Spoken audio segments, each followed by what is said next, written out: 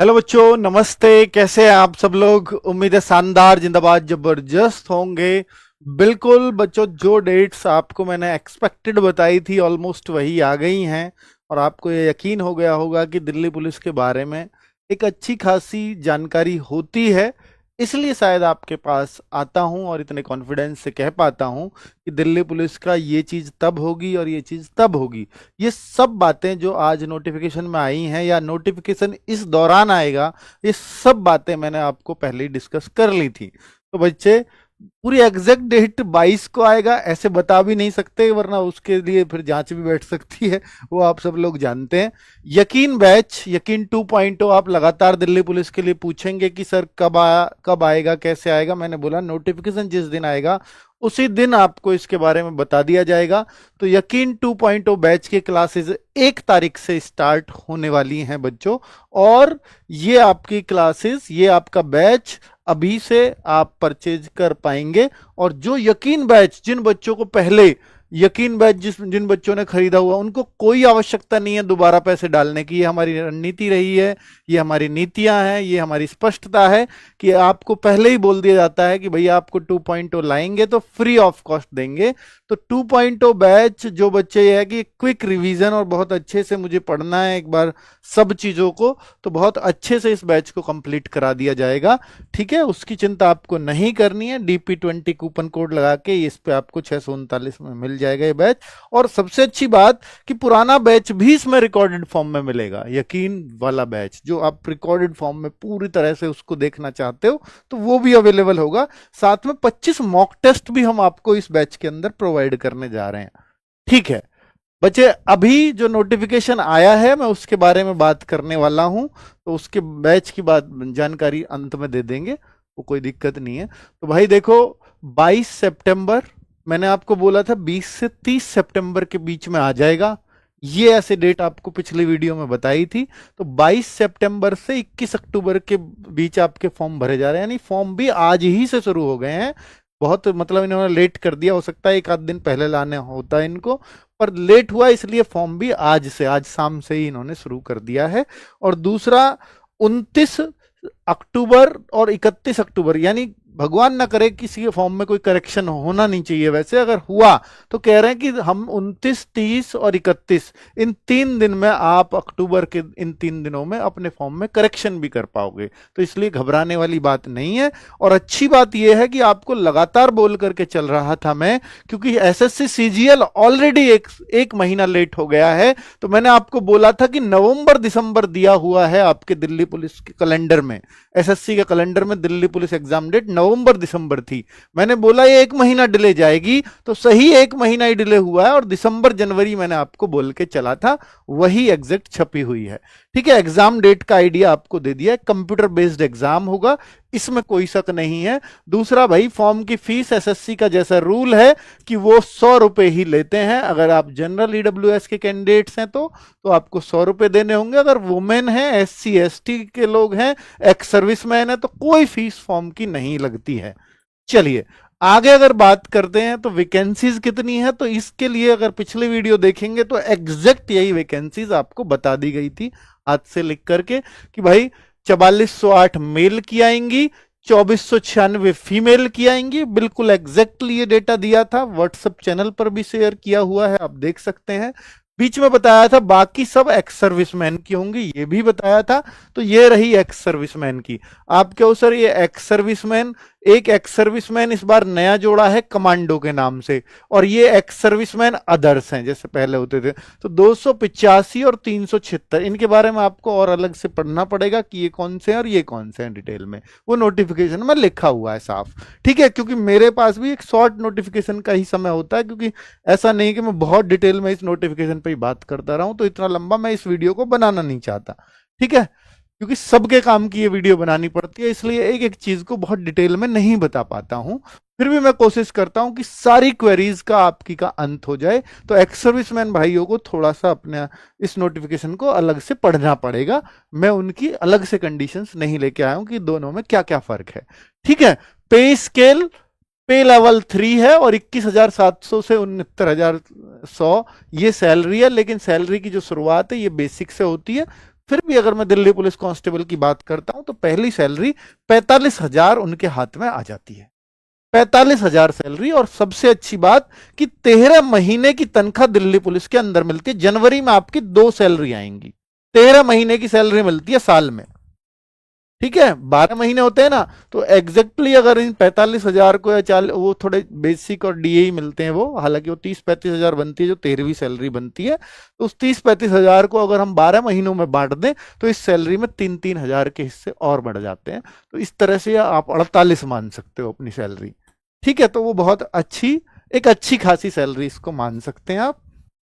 दूसरा कि भाई आपको यह भी बताया था कि दिल्ली पुलिस का नियम हमेशा रहा है, चाहे एसएससी पर जाए भर्ती या खुद दिल्ली पुलिस कराए, कि अगर 1 जुलाई से 31 दिसंबर के बीच में कभी भी वैकेंसी आएगी, चाहे वो सितंबर में आए, अक्टूबर में आए, नवंबर में आए, दिसंबर में आए, तो 1 जुलाई 2025 को, यानी उसी साल 1 जुलाई को डेट ऑफ बर्थ मांगा जाता है। बिल्कुल वही मांगा है। और अगर पहले हाफ में आए जनवरी से जून तक, तो 1 जनवरी को आपकी डेट ऑफ बर्थ मांगी जाती। ठीक है, तो 18 से 25 साल 1 जुलाई को मांगी गई है। और भाई 3 साल की छूट ओबीसी को होती है, 5 साल की छूट एससी एसटी को होती है, और 10 साल की छूट इन्होंने लिख दिया स्पोर्ट्स पर्सन को होती है। 5 साल की भी स्पोर्ट्स पर्सन की अलग कैटेगरी है। ठीक है, तो ये 3 और 5 है, मेनली ये छूट है आपकी। और आपको बता दूं कि जो बच्चे अदर स्टेट से हैं, तो आप किसी भी स्टेट से हो, राजधानी होने के नाते इसमें आपकी कैटेगरी अगर एससी है तो एससी का फायदा मिलेगा, ओबीसी है तो ओबीसी का फायदा मिलेगा। वैसे दिल्ली में DSSB में ऐसा नहीं मिलता, पर यहां मिलता है, क्योंकि यह सेंट्रल गवर्नमेंट की भर्ती मानी जाती है, दिल्ली की नहीं। यह दिल्ली पुलिस सेंट्रल गवर्नमेंट के अंडर आती है। ठीक है, तो अदर स्टेट वाले पूरी तरह से इसको फिल कर सकते हैं, अर्थात एससी एसटी ओबीसी ईडब्ल्यूएस सारे फायदे अदर स्टेट को मिलने वाले हैं। सभी फायदे मिलते हैं अदर स्टेट वालों को, तो इसलिए कोई घबराए नहीं। लेकिन जो एग्जाम होगा वो केवल और एग्जाम ऑल इंडिया होगा इसका, और सबसे पहले एग्जाम ही है, एग्जाम ही इंपॉर्टेंट चीज है। और जो फिजिकल होगा या मेडिकल होगा, फिजिकल वो आपका केवल और केवल दिल्ली में होगा, ओनली दिल्ली। ठीक है, तो ये क्लैरिटी आप सबको पता होना चाहिए। ठीक है, आगे अगर बात कर लेते हैं भाई, एक और चीज इन्होंने बताई है कि ये जो डॉक्यूमेंट्स हैं आपके, ये आपके फिजिकल के टाइम पे चेक किए जाएंगे। आपके सर्टिफिकेट वगैरह एससी एसटी ओबीसी ईडब्ल्यूएस जो भी कैटेगरी आप फिल करते हैं, अगर आपके पास फिजिकल के टाइम पे डॉक्यूमेंट्स नहीं होंगे तो आपको बाहर नहीं किया जाएगा, आपको जनरल कैटेगरी में डाल दिया जाएगा। लेकिन अगर आपकी एज 18 से 25 है तो आप जनरल के लिए एलिजिबल हो जाते हैं। लेकिन अगर आपकी 26 साल एज है और आपने फायदा लिया है ओबीसी का, और ओबीसी का सर्टिफिकेट नहीं दिखा पाए या एससी एसटी का सर्टिफिकेट नहीं दिखा पाए, तो आपको बाहर ही होना पड़ेगा। ठीक है, आप जनरल में सिर्फ तब काउंट होते हैं जब आपकी एज भी जनरल वाली हो। ठीक है, क्लैरिटी है इसमें। और ओबीसी वाले या एससी एसटी वाले ध्यान देना मेरी बात पर, ये सभी बच्चे एक बात नोट कर लें कि आपको ये सारे सर्टिफिकेट गवर्नमेंट ऑफ इंडिया अर्थात सेंट्रल के चाहिए होंगे। और ओबीसी वाले तो स्पेशल गांठ बांध लें कि भैया आपको सेंट्रल का चाहिए ही चाहिए होगा। लेकिन एससी एसटी ईडब्ल्यूएस कई जगह नहीं बनते हैं सेंट्रल के, तो स्टेट के भी चलते हैं। चलो और ये नहीं बताया है कि कितना पुराना होना चाहिए आपका सर्टिफिकेट, पर ये जरूर बताया है 21 अक्टूबर आपकी कट ऑफ डेट रखी गई है। 21 अक्टूबर से पहले बनवा लेना ये सारे सर्टिफिकेट, केवल डीएल को छोड़कर। डीएल की कंडीशन आगे बताने वाला हूं। डीएल मतलब ड्राइविंग लाइसेंस, लड़के हो लड़कियां ये सब बता दिया। डीएल केवल लड़कों के लिए होगा। ईडब्ल्यूएस कैटेगरी उन्होंने बता दिया कि ईडब्ल्यूएस जो कैटेगरी है उसका फाइनेंशियल ईयर का ही चलेगा, अर्थात इसमें कंडीशन है 1 अप्रैल 2025 के बाद का होना चाहिए और 21 अक्टूबर 2025 से पहले का, से पहले, यानी इसके बीच में बना हुआ होना चाहिए आपका ईडब्ल्यूएस सर्टिफिकेट। क्लियर हो गया भाई? सेम फाइनेंशियल ईयर का मांगा जाता है। अभी 2025-26 फाइनेंशियल ईयर चल रहा है। ठीक है, आगे अगर बात करते हैं असेंशियल क्वालिफिकेशन में, तो सर्टिफिकेट्स की बात हो गई। असेंशियल क्वालिफिकेशन यानी क्वालिफिकेशन क्या है, तो वो 10+2 ओनली, 12वीं पास हो आप किसी भी स्ट्रीम से चलेगा, कॉमर्स, आर्ट, साइंस, कोई फर्क नहीं पड़ता, ये सब चलता है। 12वीं बस पास होने चाहिए। कह रहा है 11वीं पास भी चल जाएगी, लेकिन केवल उनकी जिनके पापा दिल्ली पुलिस के अंदर जॉब कर रहे हैं, चाहे वो किसी भी पोस्ट पे इनमें से कर रहे हो।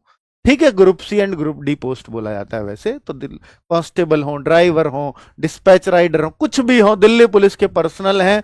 अगर उनके पिताजी, केवल पिताजी पे, और चाचा ताऊ भाई बहन कोई भी हो, उनसे नहीं चलता। ठीक है, अगर आपके फादर है तो 11th पास भी चलेगा, और आप 11th पास छूट ले सकते हो, या आपकी एज में छूट मिल सकती है, या आपकी हाइट में भी छूट मिल जाती है। अगर आपके फादर दिल्ली पुलिस में, 3 छूट मिल सकती है, 3 में से कोई सी एक मिलेगी आपको। ठीक है, कोई सी भी क्लेम कर सकते हो, जो आप चाहो। एक सर्टिफिकेट बनता है वो बनवा लीजिएगा। ठीक है, एलएमवी, लाइट मोटर व्हीकल, इसमें बहुत कंफ्यूजन होता है बच्चों को कि भैया ये लाइसेंस चाहिए, लाइट मोटर व्हीकल चाहिए होगा, लाइसेंस चाहिए होगा। ये केवल और केवल मेल को चाहिए, फीमेल इससे बाहर है, मेल ओनली। मोटरसाइकिल का चाहिए, कार का चाहिए, दोनों का चाहिए। सुन लीजिए, मोटरसाइकिल और कार, स्पष्ट रूप से बता रहा हूं, ड्राइविंग लाइसेंस बाइक या कार इनमें से किसी का भी हो, या दोनों का हो, या कोई से भी एक का हो, दोनों ही चलेंगे, क्योंकि और लगा हुआ है। सबसे बड़ी बात कि ड्राइविंग लाइसेंस आपका केवल और केवल फिजिकल के टाइम पर ही चेक किया जाएगा। फिजिकल की डेट पर अगर आपके हाथ में है तो वो वैलिड होगा, चाहे वो कभी का भी बना हुआ हो, उससे कोई फर्क नहीं पड़ता। लेकिन उस दिन ओरिजिनल फॉर्म में आपके हाथ में हो, लर्निंग लाइसेंस ना हो। लर्नर अगर होगा, लर्निंग कट जाती है 3 दिन बाद ही, वो नहीं चाहिए, एलएमवी चाहिए प्रॉपर। क्लियर हो गया भाई? लाइसेंस का कोई पंगा, कोई डाउट आपके मन में नहीं होगा। नेक्स्ट, और अगर बताएं कि ये उन्होंने बोल दिया जो इनकी cut off date, the closing date of receipt, मतलब सारी क्वालिफिकेशन, सारे डॉक्यूमेंट्स आपके इससे पहले बने हुए होने चाहिए, केवल डीएल को छोड़ करके। डीएल आपका इस डेट के बाद का भी चल जाएगा, बस फिजिकल के टाइम पे आपके हाथ में हो। क्लियर है? चलो next, mode of selection. Selection का मोड क्या है, तरीका क्या है, वो बताया है। सबसे पहले एग्जाम होगा, उसके बाद फिजिकल होगा, और उसके बाद मेडिकल होगा। बस इतना ही काम है। तो भाई कंप्यूटर बेस्ड एग्जाम, बिल्कुल। तो भाई उसमें क्या क्या आता है बताइए आपको। भाई सबसे जरूरी तो यही है ना। और इसके बाद एग्जाम के बाद 1 महीने बाद रिजल्ट आ जाता है, और उसके 10, 15, 20 दिन, कितने भी दिन बाद आपका फिजिकल हो जाता है। पिछली बार बहुत सारे बच्चे फिजिकल में फेल हुए। जितने बच्चे इन्होंने पास किए ना फिजिकल के लिए, 10 गुने बुलाए, वो वैकेंसी भी पूरी नहीं कर पाए उनमें। इतने बच्चा फेल हो गया पिछली बार फिजिकल में। तो इसलिए फिजिकल की तैयारी साथ साथ करनी है, और 29 तारीख से हम लोग आरडब्ल्यू फिजिकल चैनल पर आपको तैयारी करवाने वाले हैं। तो उस पर भी आप ध्यान देंगे। अगर 45 मिनट्स आप डेली फिजिकल के लिए दे देते हैं सुबह सुबह, तो मुझे नहीं लगता फिर आपको कुछ और नीड पड़ेगी। तैयार हो आप फिर एग्जाम और फिजिकल दोनों के साथ साथ। ठीक है, तो उस पर भी हम 29 तारीख से शुरू करने जा रहे हैं फिजिकल क्लास भी, और फ्री ऑफ कॉस्ट, सबको फायदा हो उसका। ठीक है, चलिए देखिए एग्जाम में क्या क्या आएगा वो भी बता रहा हूं कि भाई जनरल नॉलेज 50 की 50 ही मार्क्स है, reasoning 25 marks, numerical ability 15 question 15 marks, और कंप्यूटर 10 क्वेश्चन 10 मार्क्स। ये सब कुछ वही है जो फॉर्मेट आपको रटाया है। 90 मिनट का आपका पेपर होगा, 1/4 की नेगेटिव मार्किंग होगी, वो सब कुछ इसने लिख रखा है, और इसी से सिलेक्शन होगा। 100 क्वेश्चन आएंगे, ये डिसाइड करेंगे आपका सिलेक्शन होगा या नहीं, क्योंकि फिजिकल ओनली क्वालिफाई है, फिजिकल का कोई मार्क्स नहीं जुड़ता। ठीक है, चलो जनरल नॉलेज करंट अफेयर्स का पूरा सिलेबस ये वही टेप टाप के कॉपी पेस्ट है जो पिछली बार था। रीजनिंग वही सिलेबस है जो पिछली बार था, कुछ नया कोई चेंज नहीं है।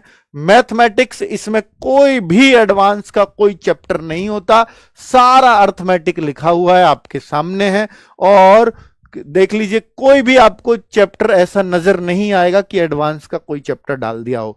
कंप्यूटर फंडामेंटल, ये एक नया भाई, ये नया नहीं है, वैसे हर बार ये 10 नंबर का कंप्यूटर होता है, पर मैं बता रहा हूं कि कंप्यूटर इसका बिल्कुल अलग तरह से पूछा जाता है। ये 10 क्वेश्चन, 2 चैप्टर में से 7 क्वेश्चन पूछ लिए जाते हैं, जो वर्ड और एक्सेल होता है। बाकी 3 नंबर या 2 नंबर आपके उससे अलग टॉपिक से आ जाएंगे। आप देखेंगे ना, पूरा सिलेबस पढ़ेंगे तो एक्सेल और वर्ड नजर आएगा पूरे सिलेबस में आपको, बस कुछ ही उससे अलग है। उसके लिए शिवम सर 3 मैराथन से पूरे 10 के 10 फंसा सकते हैं। आपको मालूम होगा पिछली बार हर एक बच्चा संतुष्ट उनसे कंप्यूटर से दिखा, और जो पढ़ा है उनसे उनको पता है कि किस लेवल का वो कंप्यूटर पढ़ाते हैं। हर एक बच्चा संतुष्ट, हर एक बच्चा 10 में से 10 अगर वो सारी क्लास कर लेगा। 3 मैराथन से 10 में से 10 करके आए हैं बच्चे, पिछली बार का रिकॉर्ड बता रहा हूं। और एक शिफ्ट में हो तो तुक्का है, कई शिफ्टों में 10 में से 10 कि मैंने केवल 3 मैराथन देखी, पर मुझे नहीं पता उन बच्चों का स्तर पहला क्या रहा होगा, हो सकता है बेसिक मजबूत रहा हो, इसलिए कराए हो। मैं कभी रिकमेंड नहीं करूंगा केवल 3 मैराथन देख के जाओ, टाइम है तो कंप्यूटर पढ़ के जाओ और अच्छे से पढ़ के जाओ, वो हम पढ़ाएंगे, ठीक है। और एनसीसी, एनसीसी मेरे भाई बहुत रोल प्ले करती है इसके अंदर। 5 नंबर सीधे सीधे सी सर्टिफिकेट वाले को, 3 नंबर, जहां 100 नंबर का पेपर हो वहां पर 5 नंबर कितना मायने रखेगा सोचो। बी सर्टिफिकेट 3 नंबर मिलते हैं सीधे, और ए सर्टिफिकेट में 2 नंबर, और सीधे एग्जाम में जोड़ दिए जाते हैं। एनसीसी के मार्क्स शुरुआत में जोड़ देते हैं अब ये लोग, कि आपके कंप्यूटर बेस्ड एग्जाम में जोड़ देंगे, ठीक है।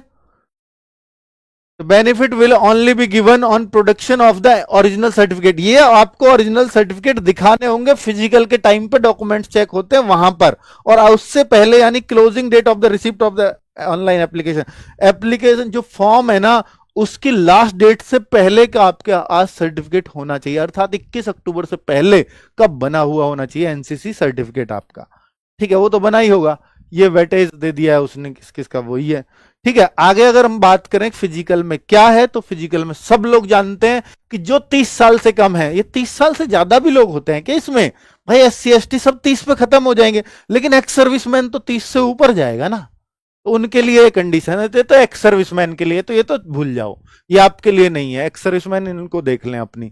बाकी जनरल पब्लिक के लिए ये है 6 मिनट में, लड़के लोगों का पढ़ रहा हूं पहले, 6 मिनट में 1600 खतरनाक फिजिकल माना जाता है दिल्ली पुलिस का, वो ये है 14 फीट लॉन्ग जंप आपको कूदना होगा, और इसमें बहुत बाहर होते हैं बच्चे, 3 फीट 9 इंच बाहर होते हैं दोनों में। तो ये तीनों चीजें और आपकी फुल ठंड में होने वाली हैं, ये भी समझ लेना। हो सकता है मार्च में हो सकता है फरवरी में, और ठंड का फिजिकल ज्यादा मुश्किल होता है बजाय गर्मियों के, ठीक है। तो भाई ये तैयारी आपको साथ साथ करनी पड़ेगी, क्योंकि फिजिकल इसका बहुत जल्द करा लिया जाता है, समय एक्स्ट्रा नहीं दिया जाता। दूसरा, एग्जाम दिसंबर जनवरी, रिजल्ट फरवरी मार्च में फिजिकल, ये आप एक्सपेक्टेड मान करके चलें दिल्ली पुलिस के लिए। आगे क्या दिया है भाई, ये हाइट 170 सेंटीमीटर होनी चाहिए, अभी मेल का पढ़ रहा हूं सिर्फ, ठीक है। और फिजिकल मेजरमेंट में 100, देखिए एक होता है फिजिकल एंड्योरेंस टेस्ट पीईटी और एक पीएमटी। तो पीईटी तो वो है जो आपके रनिंग है, लॉन्ग जंप है, हाई जंप है, और ये क्या फिजिकल मेजरमेंट टेस्ट तो पीएमटी। ये इसमें 2 चीज होती है, हाइट एंड चेस्ट।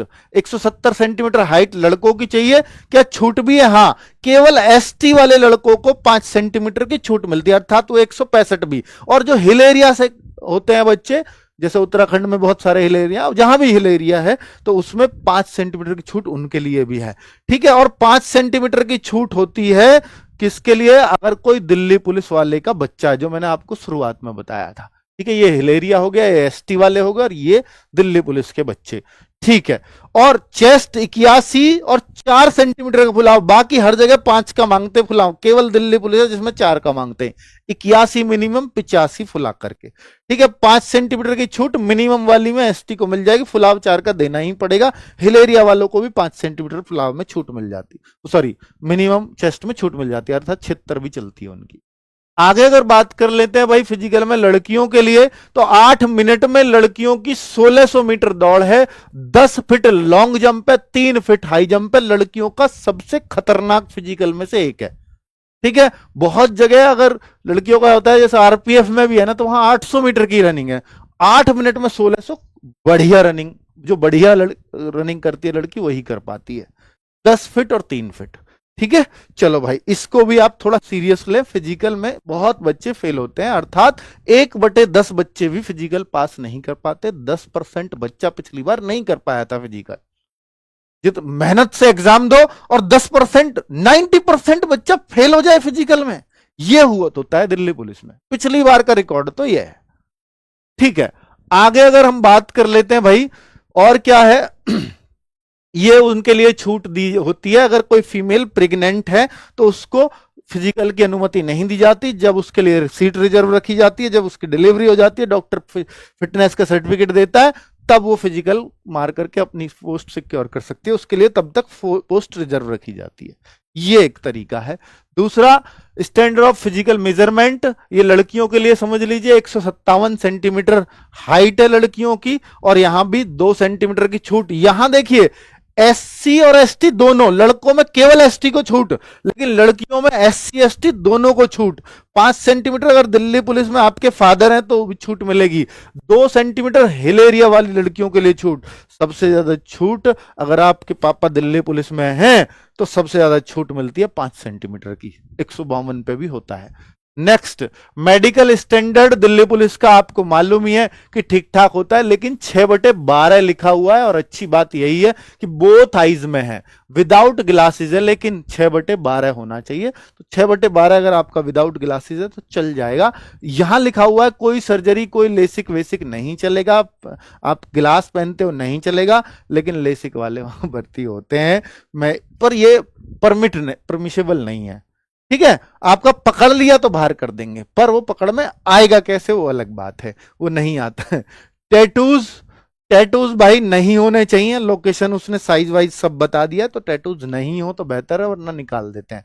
ठीक है, चलो बाकी ये सब कुछ उसने बताया, आधार कार्ड, आधार बेस्ड आइडेंटिफिकेशन होगी आपकी, वो सब कुछ वही है जो होता है नॉर्मली।